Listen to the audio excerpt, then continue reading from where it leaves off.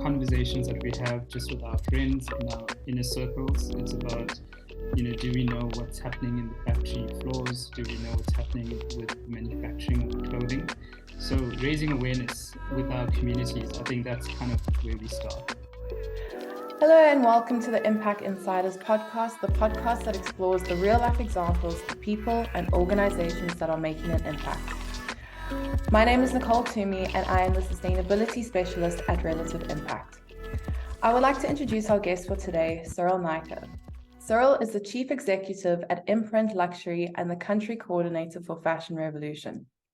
Through his years of experience and expertise in the space, we'll be diving into the impact tied to fashion and why this is an industry that is in need for change and transformation.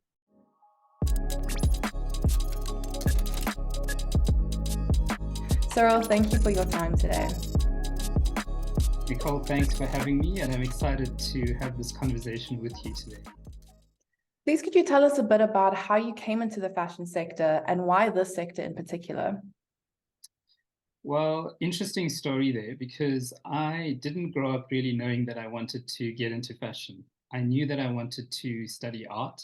And in fact, there's a good story there because it kind of led to a little bit of advocacy work at school level. So when I wanted to study art, art was not offered at our school.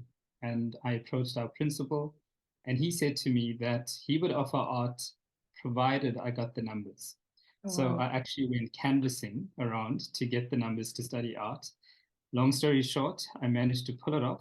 Art was offered at our school, and I was able to study art. And it was actually quite pivotal in my career because my art teacher was very influential in my life. So it was conversations with her because I actually had three options. I loved cooking, so I thought I'm going to go into catering school. I loved graphic design, and I thought, okay, well, maybe graphic design would be a career I would go into. And fashion was probably the third option. And it was a conversation with her that cemented the decision because she said, doing fashion gives you various different options in terms of career guidance. And it was that really cemented the decision to study fashion. But if I look back now, going back to over 30 years, I realized that advocacy work at school was actually what led to me being in advocacy work in Fashion Revolution. So it's strange how things come full circle, and that's a perfect example. And I think that's also a great example of the influence that teachers can have on us. You often have them as guides in school days where you don't really know where to go with certain things. One pivotal teacher in your life can definitely make and set your course for where you're actually going to come in the latest of the years. So that's incredible. 100%. And I think it's important because, we never really understand the power that people have at our young age, in terms of influencing our mindset. And this was typical of my art teacher because that's really what those conversations were crucial. And that is what actually really led to me getting into the fashion industry and even just life itself, because at school levels, there's always things to deal with. And she was a very pivotal person because her perspective was always broader. It was always just broader about outside. She had traveled the globe. She had traveled to many countries in the world. And always those conversations always inspired me because I was like, wow, all I knew was Pietermaritzburg, where I grew up. And I hadn't traveled anywhere. And it was just, so I got to see sort of through a bird's eye view of just what the globe looked like, what the opportunities were. And she often came back and inspired not just myself, but our entire classroom in terms of just to think outside the box, think bigger, dream big. And when you're at school, it can only be your teachers that can influence you in a positive way. So 100%, I agree with you. Can you tell us more about your work with Fashion Revolution, in particular the development of the Transparency Index and how that came to be? So before I get into the Transparency Index, maybe it's important just to tell you how I got involved in Fashion Revolution. And that really was, I had got it after I left school, studied art, got into study fashion in Durban, came to Cape Town to work at a major retailer. And I got involved in the fashion industry. And it was there that I realized that our systems were flawed. We were producing overseas. We were producing in other countries except South Africa. And eventually it would lead to me resigning from this company. And I had a restraint of trade, so I couldn't get back into the fashion industry for 2 years.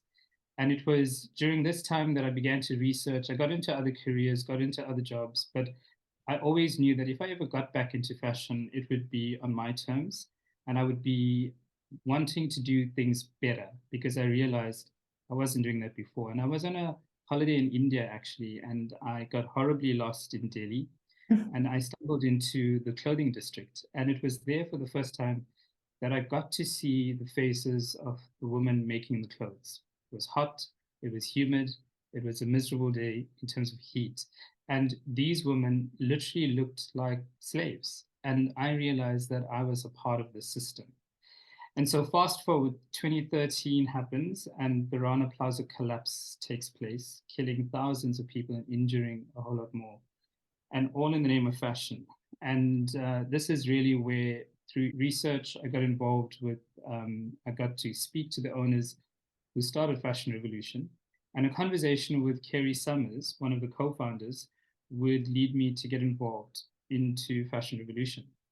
And then when we come back to the Transparency Index, the Transparent Index really started because when the Rana Plaza collapse happened 10 years ago, rescuers had to dig through the rubble to look at the labels to figure out which factories were producing, which labels were producing in that garment factory.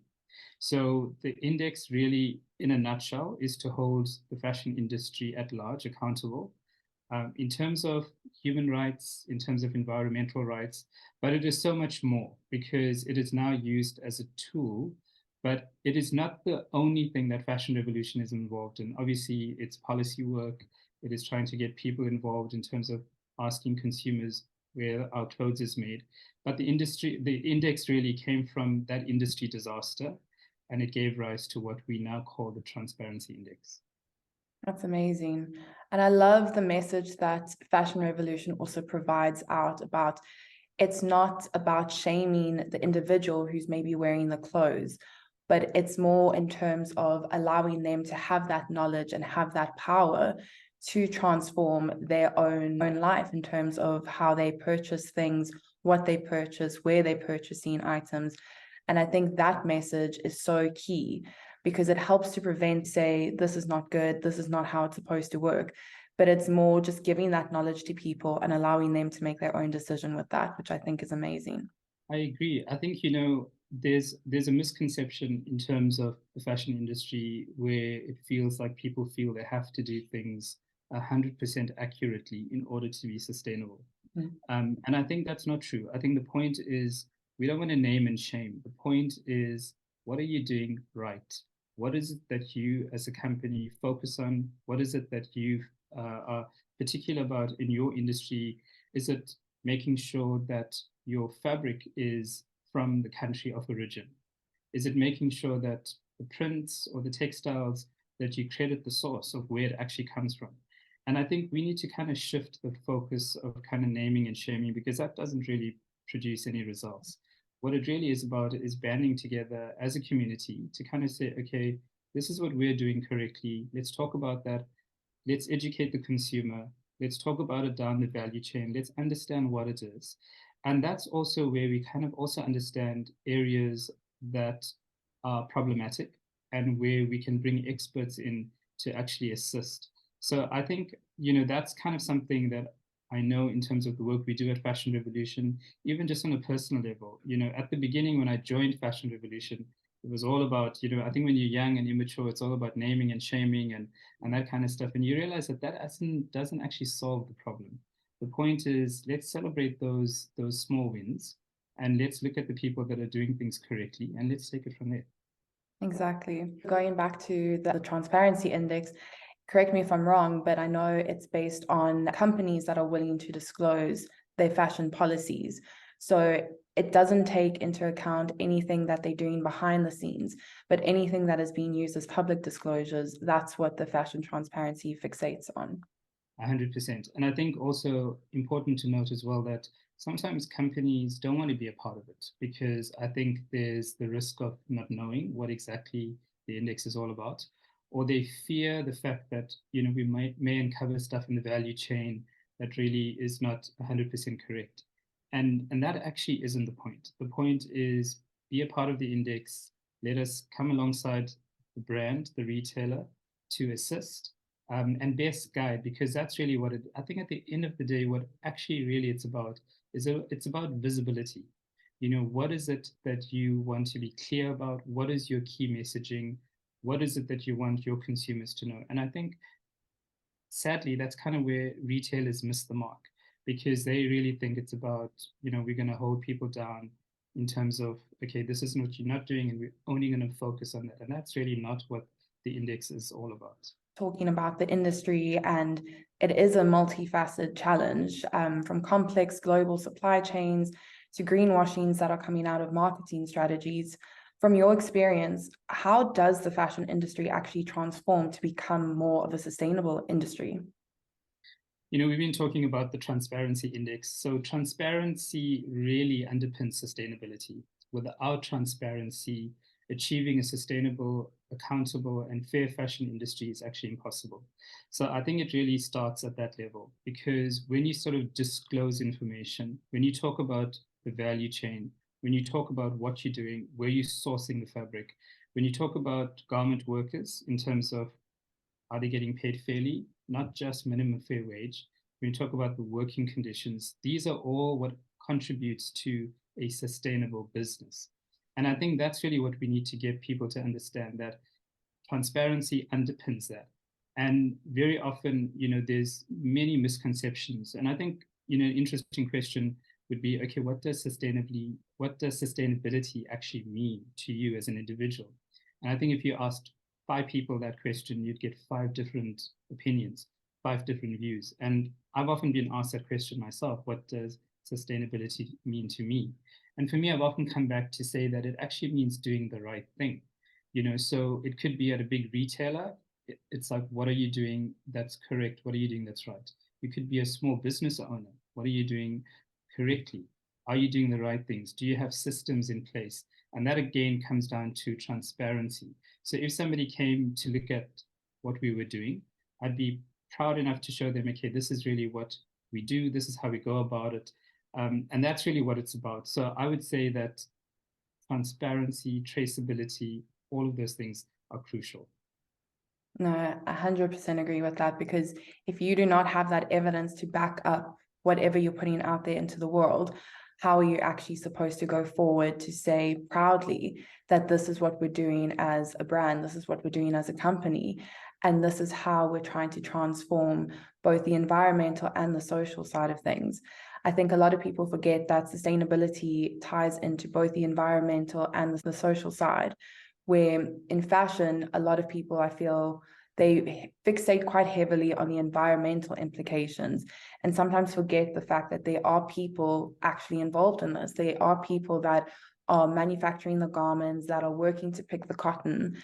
And without having that true transparency that highlights what are they being paid, what country are they in, what are their conditions that they're living in, I think it's necessary, especially to prevent another disaster from happening like the Rana Plaza. 100%. And we all love fashion, but I just don't think that we love it at the point of where it's at the stake of people and where it costs human lives. And I think there's an issue with society if we think that that's actually okay. And hence, one of the hashtags that we use at Fashion Revolution is "Who Made My Clothes?" Because what it does is it puts the focus back on the individual. It puts the focus on the humans that are involved, not just the machinists, not just the person sitting on the factory floor that's getting that garment together, but it's throughout as you spoke about, the cotton pickers. It's the people that are working throughout the value chain. And, that is important, because at the end of the day, human rights are important. And that is really what counts. And again, with transparency, visibility, being clear about things, when you are doing things correctly, you're unashamedly open to people coming and visiting your factory floor to see what you're doing. You're open about media looking into the value chain in terms of the transparency index to vet that, because there's nothing to hide, and again, just to put a bit of a caveat on that, to say that it doesn't mean you have to do everything correctly. There could be areas that every brand struggles with various different things. And, we're not going to get everything 100% correct all the time. So what it is it's just the conversation like this that we're having to get brands to kind of look at systems and to kind of figure out, okay, how do we actually do better along this journey? And the focus again on human rights, the people that make the clothes. Are the working conditions fair? Are they being paid fairly? Just in terms of hours that they work, is it conducive to all of that, to a healthy well-being? And there's huge talks over the last recent few years that's been, and I think probably pre-COVID, post-COVID, it's been mental wellness. What are the mental wellness of factory workers? Have we even, looked into that? Have we even thought about that? So, there's so many factors, and hence I often say that transparency is the key, because that really dives deeper down into all these assets. Especially nowadays, because the word sustainability has so many different connotations that different people can use and can describe different businesses, different companies, different individuals, for example. I think that transparency is about building resilience into the future, not only for the brand itself, but also for the individual, for the fields that are going to be used as the cotton fields, or for the factories that are going to be used as those working factories for those individuals. So I think it's so key, especially as you have global standards and disclosures that are coming out. There's so much on the go. And I think it's really about building that resilience for human consideration as well as that environmental and economical consideration for the future. How do you think we as consumers can actually play as key roles towards transforming this industry? Nicole, I think a podcast like this is great because it's really about educating the consumer. It's about awareness. So this is a start. It's conversations that we have just with our friends in our inner circles. It's about, do we know what's happening in the factory floors? Do we know what's happening with the manufacturing of clothing? So raising awareness with our communities, I think that's kind of where we start. Broader consumers, brands certainly have a responsibility, but we also know that there's greenwashing, which happens, and it happens far too often, unfortunately. And so I think consumers also probably don't understand the power that they have, because they can lobby governments to bring about change in terms of equity, in terms of minimum fair wage. So these conversations need to start happening. And, right at the beginning, I mentioned our teacher. You spoke about the power of teachers. And I think it really starts at school level. We have a role, we have a responsibility, educators have a responsibility to start teaching kids at school the truth about the clothes that we put on our back, where it comes from, how it's made. There's incredible documentaries like The True Cost and many others, River Blue, which talks about the denim industry. And these are what teachers can actually show kids at school, in terms of just highlighting, just getting them informed. And then obviously, as in terms of older consumers, it's conversations that we need to be having, and this is really what's going to bring about change. It's not a hard and fast rule. This is what Fashion Revolution has been involved in for the past 10 years in talking about this. But there are many other brands that are doing the right thing. And, interesting enough, I was actually with a friend at breakfast this past weekend. And across me was somebody wearing a brand, quite a well-known brand. And on the back of that shirt was a care label, and it highlighted the transparency, where the fabric is from, where the product is from, who made that garment. And I thought that was very interesting because I just sat there observing. And because of being involved in the industry, I kind of got that and kind of knew what the brand was actually doing. And I thought that was great. So it's really just about awareness and in what kind of form. So awareness at a school level in terms of teachers educating the kids, awareness in terms of our inner circles, the conversations that we are having with our friends. Sort of saying, do you know where this garment is from? Do you know how it's made? And kind of getting them to support the local industry. And also, most often you'll find that many of our friends don't know what's happening in the industry. And I think we have a responsibility. And then if we're involved in activism, NGO like Fashion Revolution, we advocate for fairness. And that's really where it starts. So I think we all have a role to play, and it's not just for some people, it's for everybody. And we've got to figure out where in the line of things do we have influence, and what, just even a simple post on our social media feeds can make people to think differently about how we consume fashion. And I think especially nowadays with social media as a platform for both change and also influence, it is tough. You see this video on TikTok of someone wearing this really nice piece of clothing. You start doing some research into it to see, great, I can get it from this brand. It's very cheap. You don't really go past in terms of social considerations, environmental considerations. You just want that piece because it's trendy.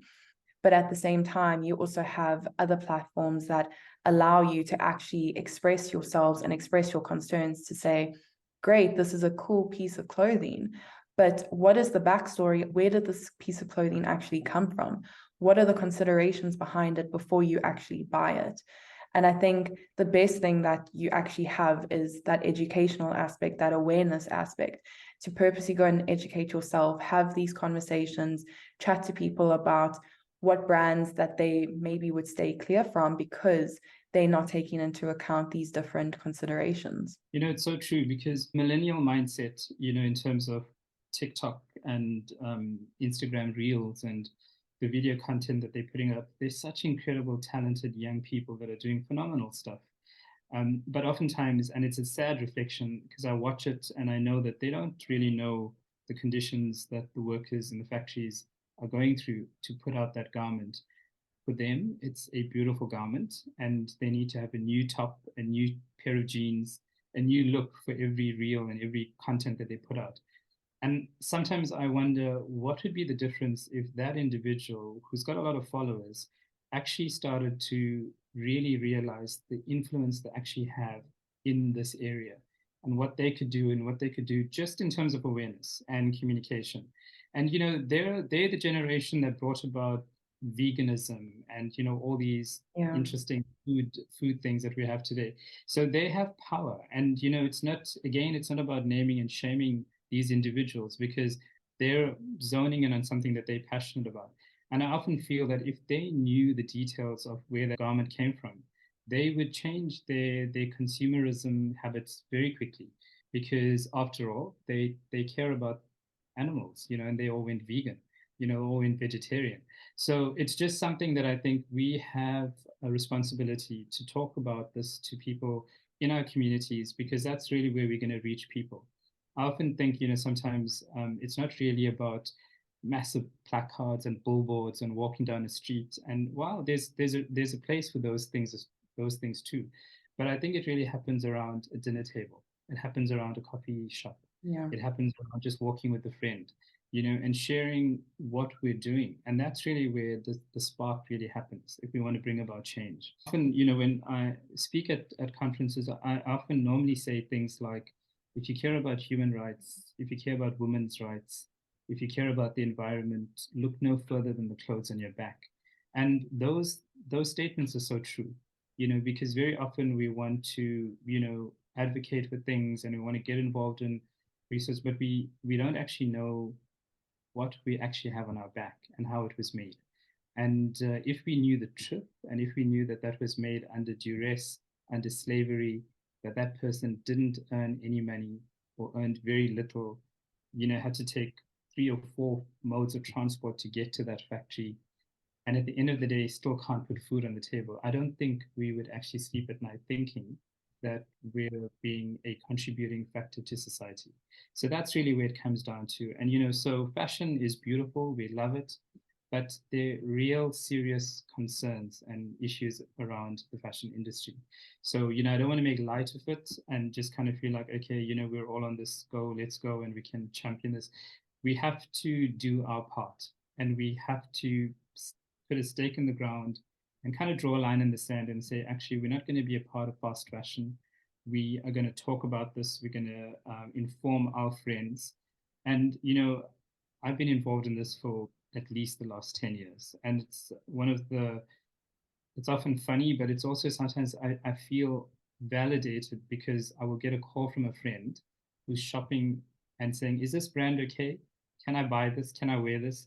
And that just shows that if you talk about this constantly, if you're living it out, people are listening, and they're not sure, oh, can I wear this? Can I do that? So I think it really comes down to us. We have to educate our own communities, and that's where it starts. And I also think there's such a key thing for young individuals as well, because obviously they've got a piece of clothing that they wear, then they decide they're going to throw it out because it's not of value to them, or because it's got a hole in, or something's just not right with it.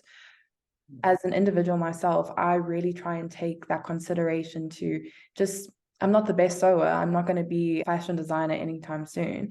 But even just like simple YouTube videos to sew up that hole in order for me to continue wearing it to almost prolong that piece of fabric, because I know that I'm not a perfect individual myself with purchasing habits. But even then, I try and consider the fact that there is somebody who made this piece of fabric that might not be living the best life that they could be. So I see it as my part to try and help prolong that piece of fabric, to make it known that this piece of fabric was worth it for that individual. And I think even small things like that, instead of just throwing out a piece of fabric because it's no longer of use, going and recycling those clothes, or taking them to charity shops, or passing them down to different generations, or even just taking the time to sew up something or just alter something because it's not perfect. It's not a perfect fit, or it's not a perfect look. What are your thoughts around that?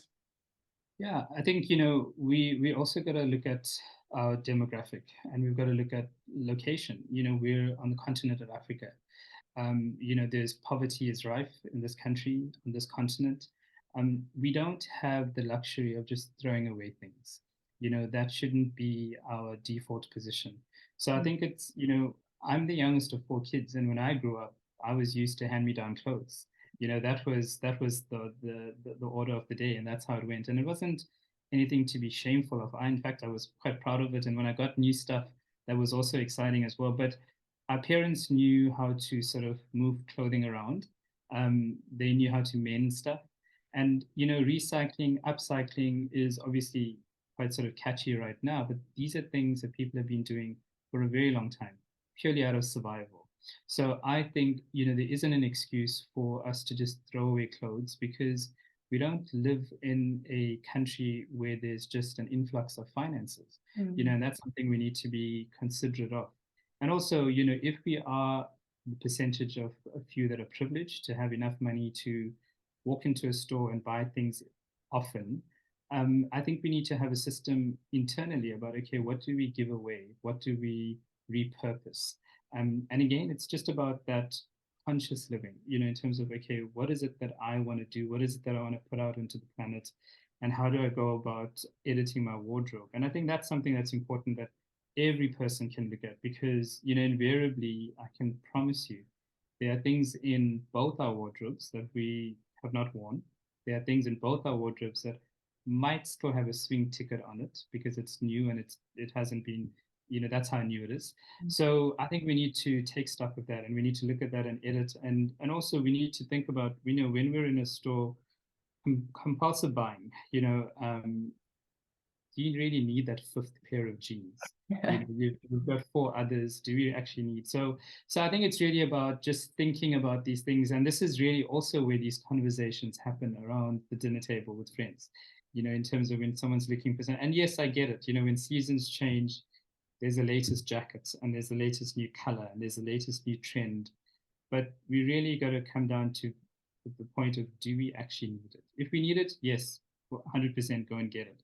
But if we don't need it, you don't have, wear the jacket that you currently have until it's, you're done with it, hand it over to somebody else, and then you can actually go and get a new pair, that you really want. So I think it's about perspective and kind of really understanding, and look, I'm not opposed shopping, because that keeps the economy going, and it's important. But I think we've also got to, it comes down to this whole greed of stuff.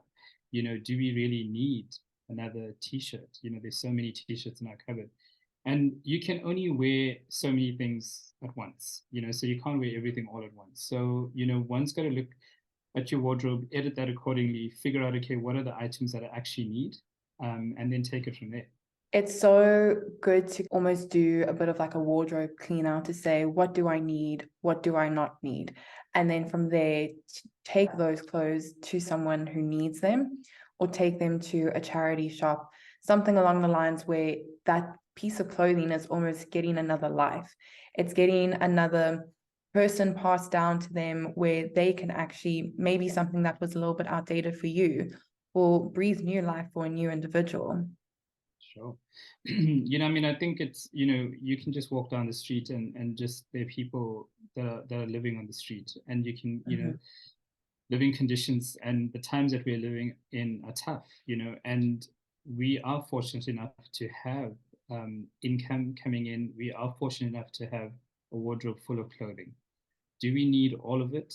The answer is certainly no, we don't. And there's things in our wardrobe that we'll probably not use ever again because it's out of style. We just don't like it anymore. So you're 100% correct. We need to do a wardrobe edit. We need to look at those things, take out, give it away because there are people in need.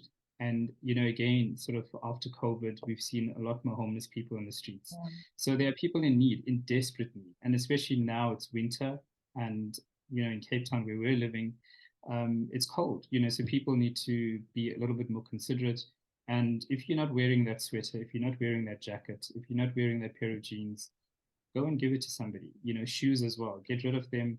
Look at your wardrobe, assess what it is, and even after you've cleaned out, sometimes some people may even realize they actually don't need anything else for a while. And then there may be some people that realize, well, actually, I do need a new pair of jeans, or I do need a jacket.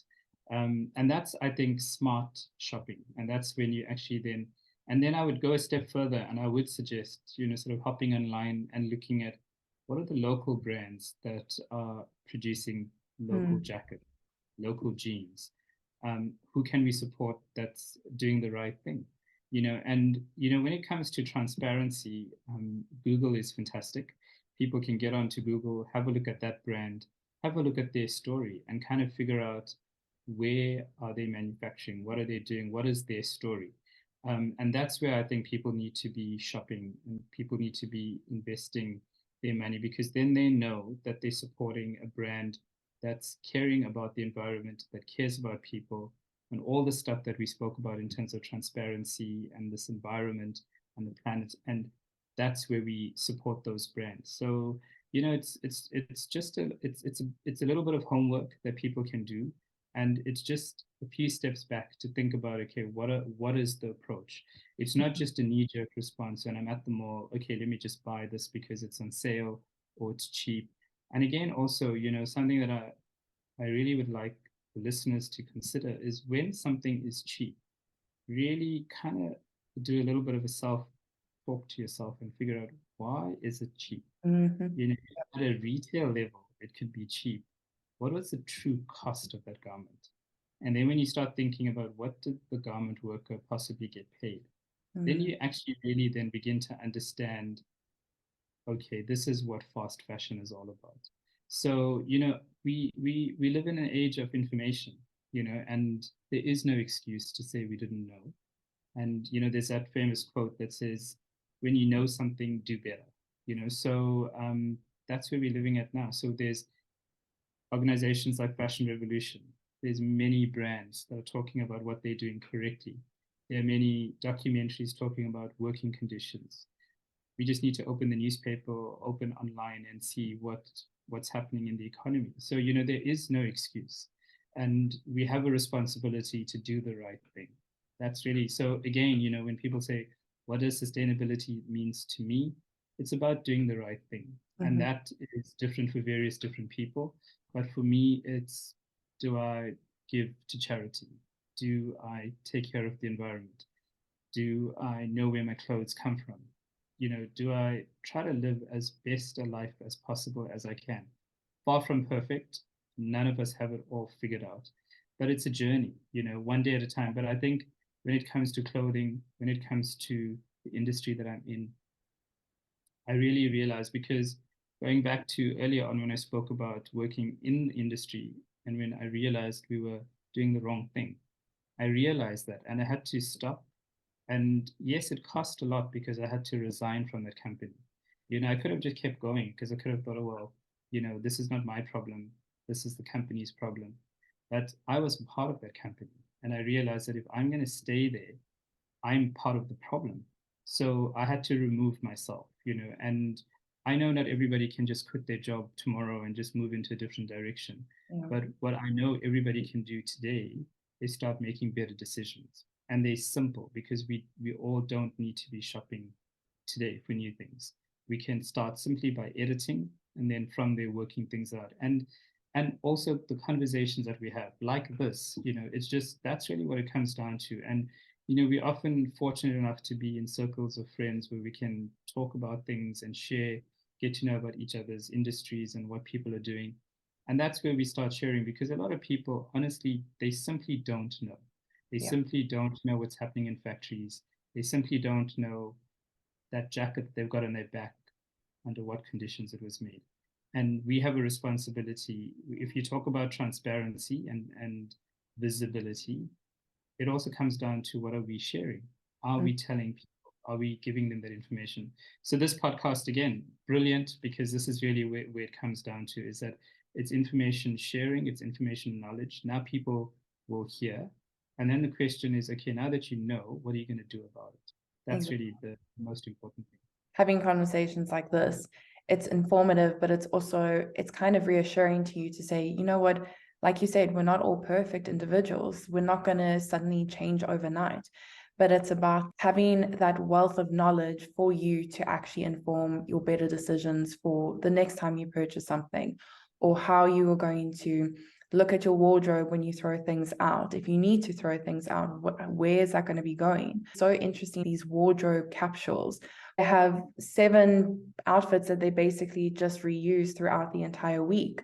And they have that very minimalistic thing, but from what they have in their wardrobe, it's not these quick and easy fashion pieces that they've just gone and picked up. It's expensive, it's hard earned, and it's hard worked pieces that they have now spent that time and that consideration in.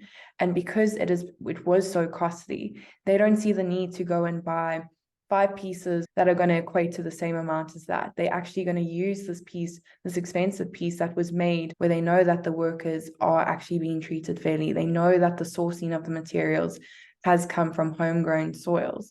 And I think it's a hard process to try and get that shift into, and it's not an easy one, but I think it's just that consideration and saying, do I really need this 50 Rand t-shirt? Is it actually going to add value?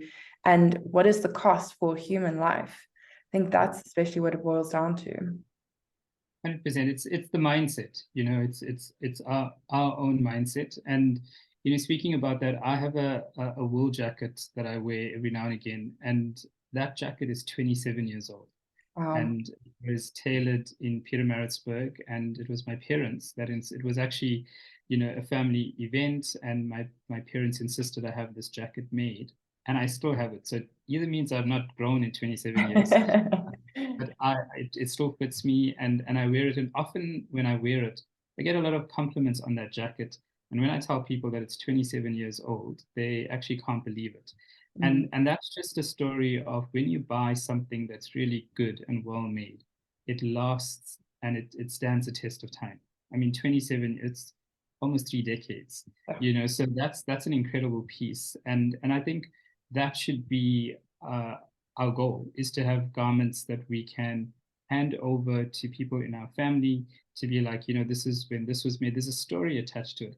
And there's such a rich heritage when you actually have a beautiful story linked to a garment. It could be something you buy on a trip overseas.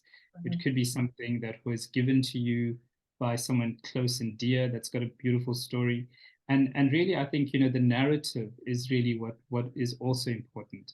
And these are things that we need to be talking about amongst young kids, because, they're in just this disposable culture.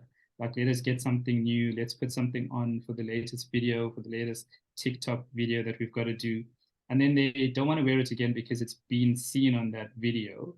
But when you have something that is really beautiful, that has been made with care, that's got a good story, you'd be proud to wear it, even if you have to wear it a few times in the week.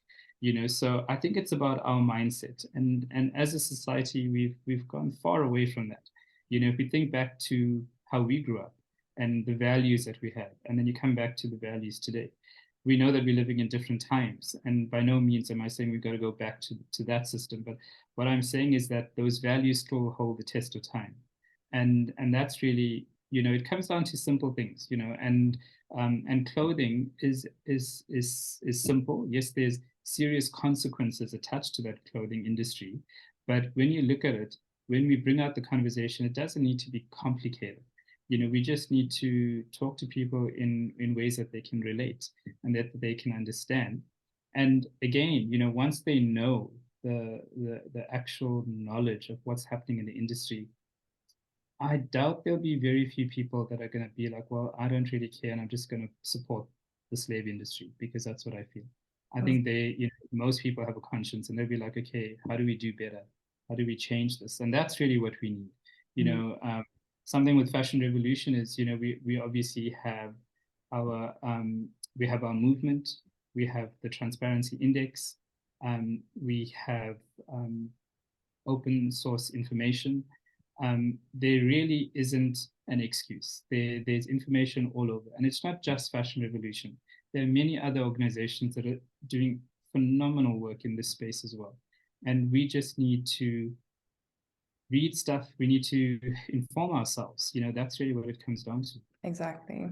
Cyril, thank you so much for this fascinating discussion. I feel like we could go on an absolute another 2 hours about this topic because it is just so intertwined. It's so full of different issues and conversations that we could bring up. But I think this was so great, having this conversation, sharing this with you, getting your knowledge, your insights for both myself and for whoever will be listening to this podcast. So thank you so much for this. Nicole, thank you. And, thank you for the role that you do and the work that you and your team does at Relative. And I think it's really incredible. It's amazing because it's really, we're not in this alone. We hunt better in a pack. And, we take that lesson from the animal kingdom, even when it comes down to work in advocacy, we do this better with the team. And thank you for inviting me to be on this podcast. Thank you for having me share my story. And I hope that it inspires people. And thank you for the opportunity. This has been Impact Insiders podcast powered by Relative Impact. Please subscribe to the podcast to make sure you don't miss out on future episodes.